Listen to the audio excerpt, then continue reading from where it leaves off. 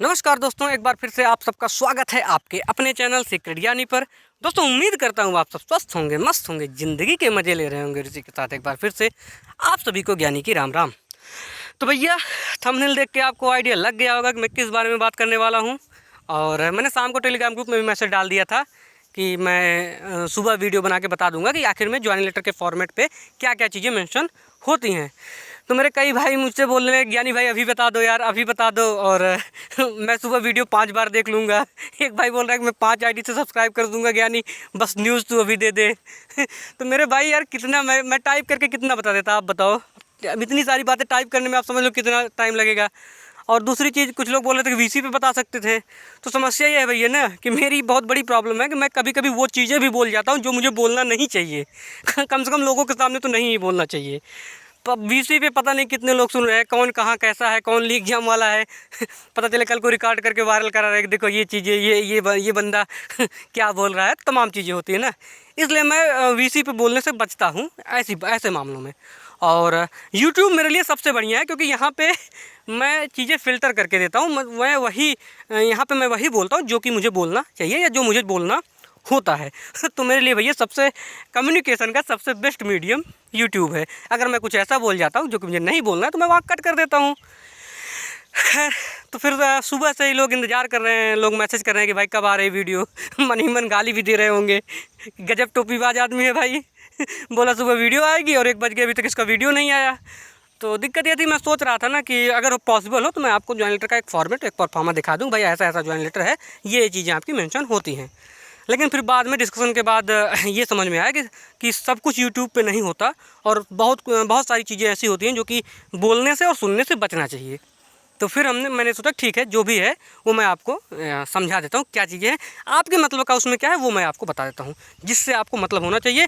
एक एक लेटर पढ़ के ना आपको मज़ा आने वाला है ना मुझे मज़ा आने वाला है। और जैसे मेडिकल बुलावा पत्र आज घर घर में पड़ा हुआ है, कोई पढ़ने नहीं जाता, वैसे एक टाइम आएगा ज्वाइनिंग लेटर भी आपके घर घर में पड़ा हुआ होगा और कोई पढ़ने वाला नहीं होगा उसे।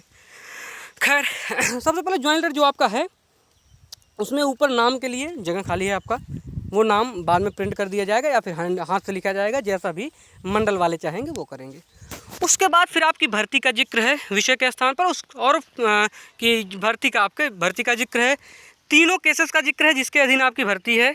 हाँ, 3 केसेस है, उसके अधीन आपकी भर्ती है। माननीय उच्चतम न्यायालय जो जैसे लिखा हुआ कि अंतिम चयन परिणाम इस सीट के अधीन है, वो चीज़ें लिखी हुई हैं।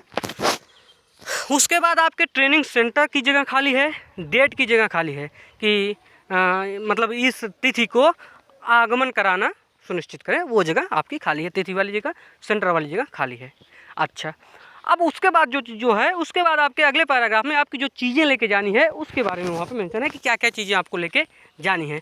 चीज़ों में कुछ खास ऐसा नहीं था जो कि जिसके लिए आपको एफर्ट करना पड़े, सारी चीज़ें नॉर्मल चीज़ें थी।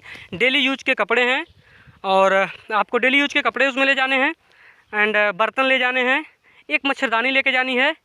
और मच्छरदानी, हाँ बस यही एक आध एफिडेविट का है, उसके लिए कोई बहुत ज़्यादा दिक्कत नहीं, वो वहीं पे भरवा लेते हैं। वो सारी चीज़ें आपकी मेंशन है। और उसके बाद जो मोस्ट इंपॉर्टेंट है, जिसके लिए आपको भी और मुझे भी, जो जहाँ पे सबसे ज़्यादा ध्यान देने की ज़रूरत है और जिस पे मैंने वाकई में सबसे ज़्यादा ध्यान दिया था, वो ये है कि आपके वेतन। तो वहाँ वेतन में साफ साफ लिखा हुआ है कि 4200 ग्रेड पे पर 35,400 4200 ग्रेड पे पर 35,400 मूल वेतन, और उसका वहाँ पे जिक्र किया हुआ है। मूल वेतन दे होगा समथिंग, वैसे ही कुछ लिखा हुआ था ऑफिशियल लैंग्वेज में। तो 35,000, यानी ये तो श्योर है कि 3500 का कहीं पे जिक्र नहीं था आपका, वहाँ पे 4200 ग्रेड पे लिखा हुआ था और 35,400 मूल वेतन लिखा हुआ था।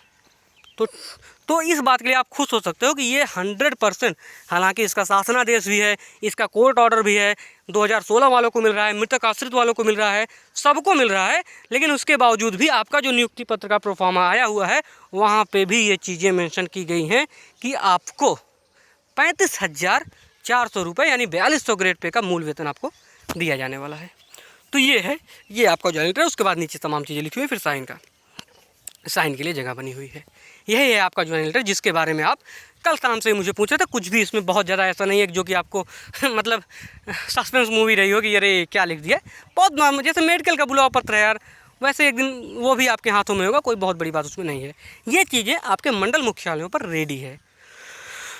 तो आपके 2 पॉइंट क्लियर होगा कि यूपीएसआई का ज्वाइनिंग लेटर जो है वो हाँ आपके मंडल मुख्यालयों पर है, पर्सनली वेरीफाइड। क्या लिखा हुआ है सैलरी के बारे में? 35,400, हाँ जी, 4200 ग्रेड पे वेतन आपको वहाँ पे मिलने वाला है, ये भी पर्सनली वेरीफाइड। अब हम बात करते हैं कि आप ट्रेनिंग पर कब जाओगे। मैंने आपको ट्रेनिंग के लिए जो डेट दी हुई है वो मैंने आपको पहले ही बताया था कि आपकी ट्रेनिंग जो है इस महीने 26 तारीख के आसपास आपकी शुरू हो जानी है, और मैं अभी भी इस डेट पर कायम हूँ। हालांकि वेरिफिकेशन की स्टेटस जो है वो थोड़ा सा मन मुताबिक नहीं हो पाया। हम लोग जब मैंने पिछला वीडियो बनाया था मैंने कहा 3 दिन में हो जाएगा वेरिफिकेशन, लेकिन वो नहीं हो पाया है। अभी भी लगभग 300 के आसपास बच्चों का वेरिफिकेशन पेंडिंग है।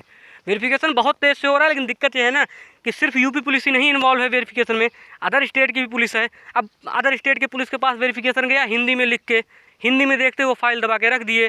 भाई तमिलनाडु वालों को हिंदी नहीं उतनी समझ में आती, ना तो वो पढ़ना जानते हैं, तो फिर वहाँ पे अगर कैंडिडेट एफर्ट नहीं कर रहा है, जो वहाँ पे जॉब कर रहा है, या उसे नहीं पता चल रहा है इन चीज़ों का, तो फाइल दबी सी दबी रह जाती है। इसी तरह के ही वेरिफिकेशन पेंडिंग है और बिहार वालों का पेंडिंग है। तो ये है, तो जितने लोगों का वेरिफिकेशन पेंडिंग है वही कंप्लीट होते ही आपकी प्रक्रिया आगे बढ़ जाएगी। कुछ लोग ऐसे हैं जिनकी फाइल मतलब वो केस वेस वाले होंगे, जिनकी फाइल रुकी है, वो बाद में आएंगे, उनसे कोई मतलब नहीं है।